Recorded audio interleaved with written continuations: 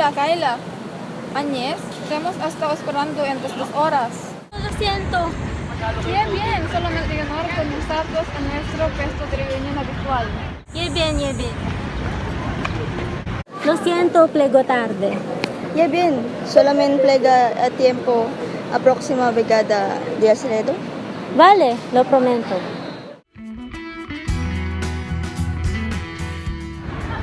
¿Has escrito que Carol se va a casar el próximo mes? ¿Qué? ¿Haremos conciertos? Sí, por lo que leí al principio, para estar honesto, ella nos dijo que nunca se sacara. Íbamos a la boda de Carol. Ni siquiera somos convidados.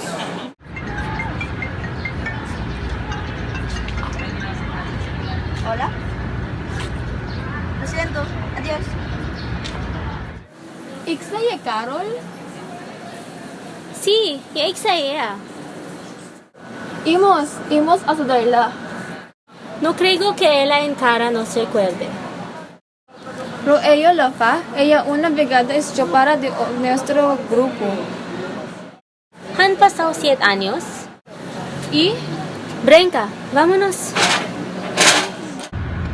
¡Carol!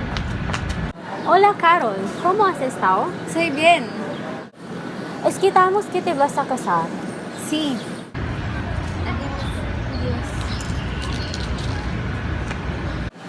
Hola, Carol.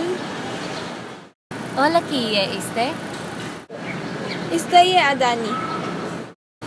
¿Por qué reclames? ¿Podemos trobarnos, güey? ¿Por qué? Amenestemos charlar con vista. Nosotros. Corinne y Kayla. Bien. Adiós. Hola, Carol. Hola, Dani. ¿Cómo es, Carol? Soy bien. ¿Podemos disculparnos? ¿Para qué? ¿Por qué te fallemos de antes? Han pasado 7 años. Sí, pero en cara nos sentimos culpables por eso. En cara éramos jóvenes de parte a la vez. Pero Íbamos a exuplidarlo. Bueno, ¿Ha de ser a verdad? ¿Qué? Brenka. ¿Qué? Dime. Lo dice Brenka. Corinne, dime. Este yo que filtro as cartas. ¿Cómo puedes jugar Ixo? Lo siento. No me digas Ixo. Dile Ixo a ella. Carol, ¿podemos charlar?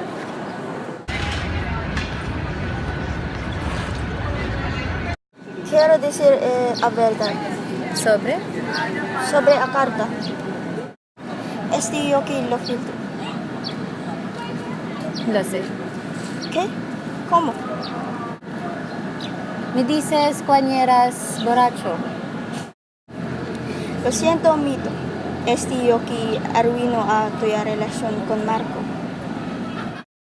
Ya me movió. Amas Marco ya he casado. Y te vas a casar en un mes. Sobre eso, ya has convidado a la mía boda. ¿En serio? Pero dile a la Dani y Kayla. Gracias.